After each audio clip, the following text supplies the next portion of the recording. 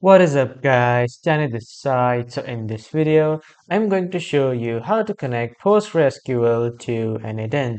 So let's get started. So first off, head over to Google or any browser and then in the search bar type in n8n, and after typing you will see this first official website of n8n. Click on this website. After clicking on this website, you will see this type of interface. After coming here on the right side at the top, as you can see the option of sign in button, simply click on sign in to get started, or you can just click on get started for free. After clicking on get started for free, you just need to enter your name, your company email, your confirmed address, your password or your account name, and then you can start the 14-day free trial, and after the free trial ends, you need to pay a premium. So after signing in, as you can see, my workspace is ready. I just simply click on Start Automating. And after that, you will be redirected to this homepage of n8n after signing in. Now from here on the right side, click on Create Workflow. And after that, click on Add First Step. After clicking on Add First Step, you can see here are the multiple options like trigger manually, on app event, on a schedule, workflow, or webhook call, form submission, on chat message, and other ways. Just click on trigger manually. Or if you don't want a manual trigger, you can just directly type Postgres, and then as you can see here is the Postgres SQL. Simply click on it, and then here you can see there is the triggers of PostgreSQL. Then you simply type in your PostgreSQL credentials, like credential to connect. Click on create new credentials, and then here are the port number, host, and the user, and then here just type in your password. After that, when you are done, click on sharing. So if you want to share with someone, you can share it from here.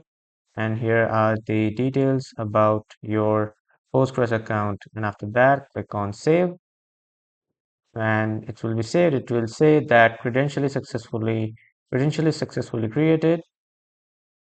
After that, you need to enter some multiple details like listing for what you are listing this trigger for. I am listing for table row change events. And then what is the schema name? You can choose from the list, or you can upload your own schema, or you can just publish your own schema, let's say. And after that, you need to write the table name and then event you want to listen for, like you want to listen for update event, insert event, or delete event. That's up to you. You need to set it according to your requirements. And after that, in the additional fields, you need to add a field like trigger name and then give it a name of something like change or update, whatever suits you. You can add your own name. And after that, in the options section, add an option like the connection timeout or delay closing idle connection. And after that, give it some idle connection request like this. And then you can add some another options. And when you are done, click on settings and you can add some notes if you want. And when you are done with all these, simply click on execute step.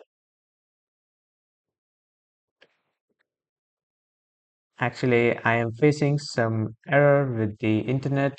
That's why my n8n server is not executing the connections.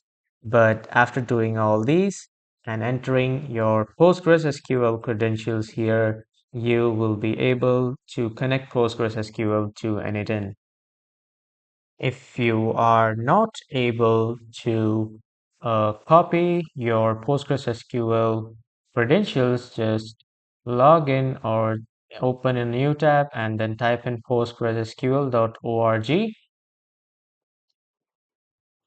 after typing, just log in with your account and then click on your account. And then from here, copy all your credentials that you want to paste it here on n8n. So this is how you can connect PostgreSQL to n8n. That was all for this video, everyone. Thank you for watching.